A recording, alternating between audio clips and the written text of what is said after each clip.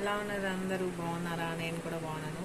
అయితే నైట్ చార్జీపీడీలో మా హస్బెండ్ ఒక మూవీ స్క్రిప్ట్ చూసారు, అది ఎక్స్ప్లెయిన్ చేస్తున్నారు. చూడండి, న్యాయానికి, ధర్మానికి, చట్టానికి అలా అలా ఒక స్టోరీ చూసారంట. అది నాకు ఎక్స్ప్లెయిన్ చేశారు. మీరు కూడా చూడాలి అనుకుంటే చూసేయండి.